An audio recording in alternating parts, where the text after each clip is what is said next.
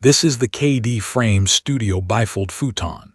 What stands out right away is how confidently it flips from a real sleeping surface to a simple couch without wobble, without squeaks, and without that clunky metal feel a lot of futons have. I think of this as a minimalist futon frame for people who want a clean look, reliable function, and an easy way to add a guest bed without dedicating a room to it.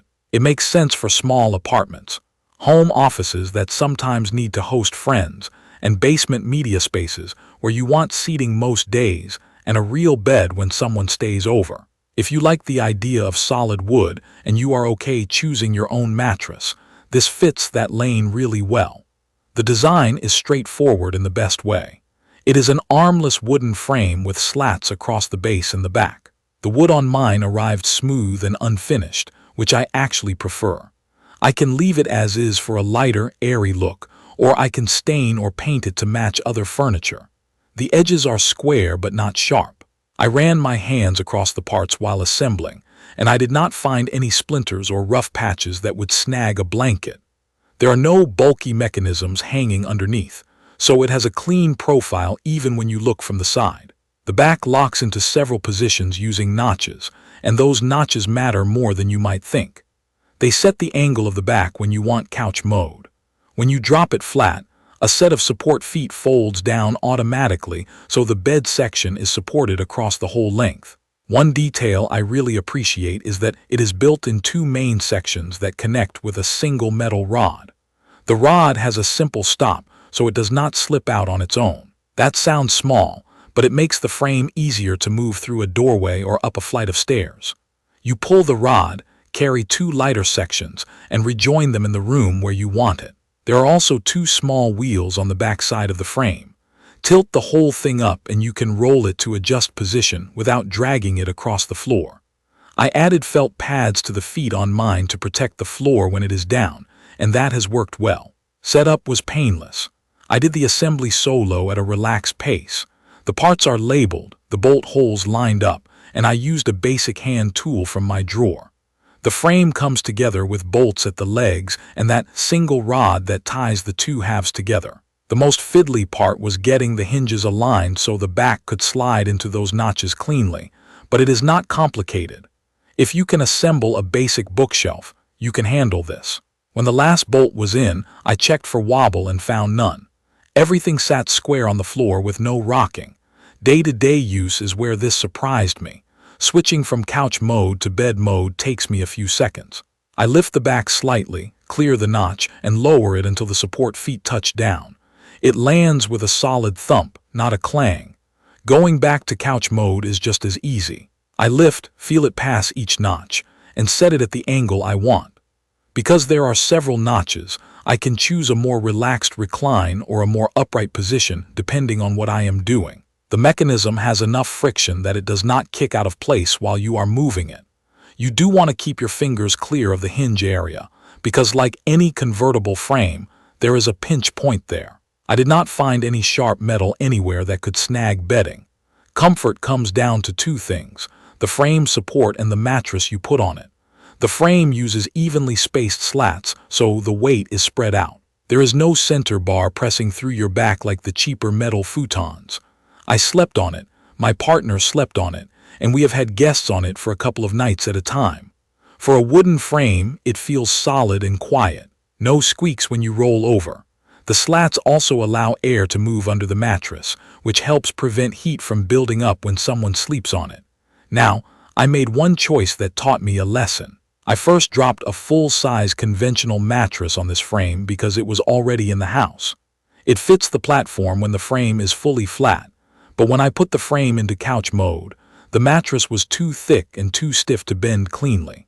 The result was a big hump above the back and a gap behind the seat.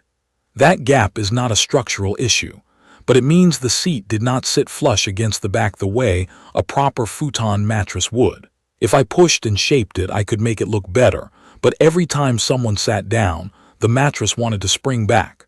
When I switched to a futon-style mattress that is meant to bend, the seat sat deeper and the back looked tidy. That is my biggest recommendation. Do not try to use a thick conventional mattress here. Choose a futon mattress that is designed to fold, and you will have a better couch and a better bed. A few practical observations from living with it. The rear wheels are extremely handy in a small space. I can plant a foot on the front, tip it, and pivot the frame to vacuum under it or rotate it toward the television for a movie night. There are no wheels at the front, so you still get a stable base when it is down, but those two little wheels in back save your floor and your back. The removable connecting rod is a small sanity saver when moving. I had to take it through a tight stair turn, and splitting the halves meant I did not have to angle and fight it. In couch mode, the seat depth depends on how your mattress bends. When the mattress is a bit too puffy, you get more of a lounge position, which is fine for relaxing but not ideal if you want an upright reading angle. The notches help, but they cannot fully overcome a mattress that refuses to bend.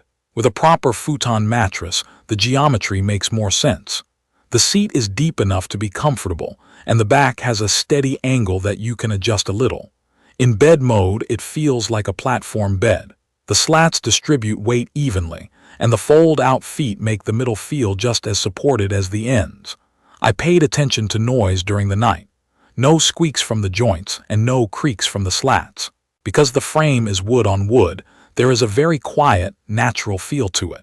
If you are sensitive to motion, it does not bounce the way some metal frames do. One of my favorite uses has been in a basement media room. During the day, it is a couch for watching shows and for gaming. At night, when someone stays over, I pull it flat, throw on a fitted sheet and a comforter, and it becomes a true bed. I also used it in a home office while working from home. The armless design makes it simple to slide across when I am reaching for something on a side table, and it makes the room feel less cramped because there are no chunky arms dominating the visual space.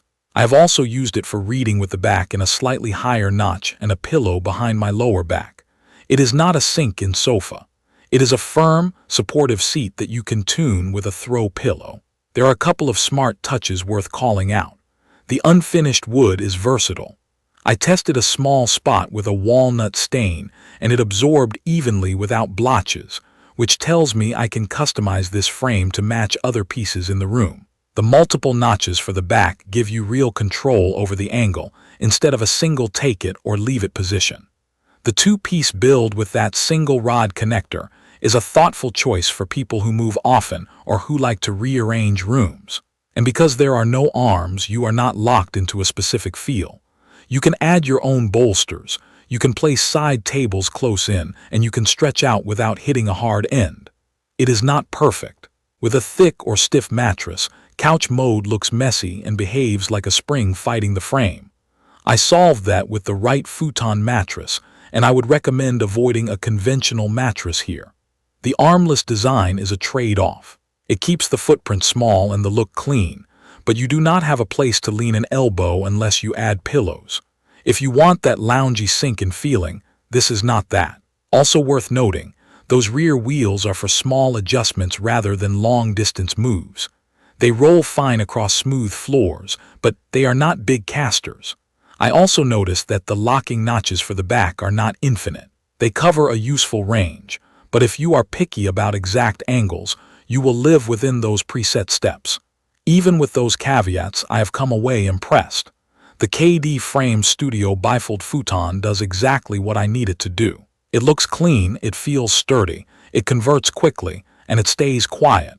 It is the kind of piece that disappears into a room until you need it, and then it works without drama.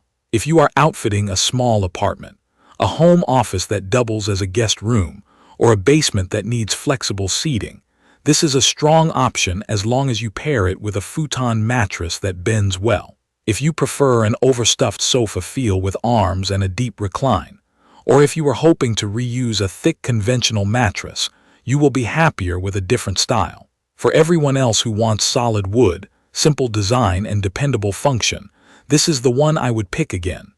If this video helped you, tap subscribe, drop a comment with your questions or your own experience with futon frames, and I will do my best to reply. Thank you for watching.